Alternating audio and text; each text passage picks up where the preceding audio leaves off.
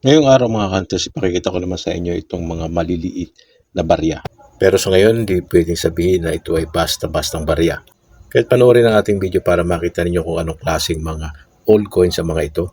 Marami kasi mga viewers sa atin ngayon yung mga nagpapakita ng kanilang iba't ibang klaseng mga old coins. Mangyari lang, no, yung mga pinakikita nila ay mga halos wala na itong halaga or kumbaga yung mga common old coins at hindi basta-basta ang binibili ng mga kolektor.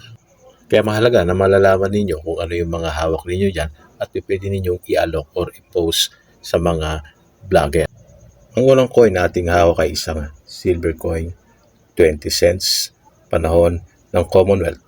Ayan siya mga bro, no? Ginawa ang baryang ito noong taong 1944. Nakasulat dyan ang United States of America. At dito sa kanyang obverse makikita ang isang Pilipina nakatayo at yung Mayon Volcano sa bandang kanan. At ang kondisyon naman ito ay masasabi kong nasa very good condition pa ang isang ito. So pwedeng i-collect. Ngayon naman ang kunin natin ang isang coin. Sentimo din ito, no? May kaliitan din. Ito ay Commonwealth din. 10 cents naman ito. Mas mababa kumpara sa kanina. Ganon din ang kanyang verse, no? At makikita pa yung kanyang luster. Ibig sabihin, mas maganda ang kondisyon nito kumpara sa isa. Sa kanyang reverse, makikita halos pareho ng United States of America at yung date na 1945. Maganda pa ang kondisyon at syempre pasok para ito ay kolektahin at alagaan. At mamaya sasabihin ko kung magkano magiging halaga ng apat na baryang ito. Kunin natin yung pangatlong coin. Silver coin din po ito. Ito po ay isang Alfonso 7. Taon 1885. Hindi hamak na mas matanda ito kumpara dun sa naunang dalawang silver coin Commonwealth.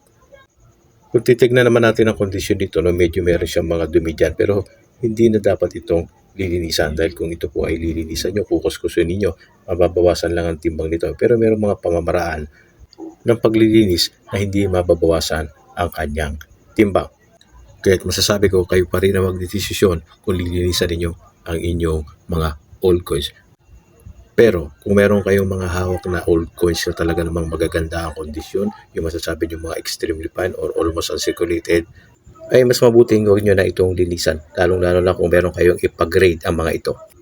Ngayon, ang pang-apat na old coin na ating hawak. Ito po ay isang silver coin din. Ito po ay may kaliitan. Ang kanya pong year ay 1797. Napakatanda na po ito. Kung ito po ay kukumpitin natin sa calculator, umiidad na po ito ng 227 years old.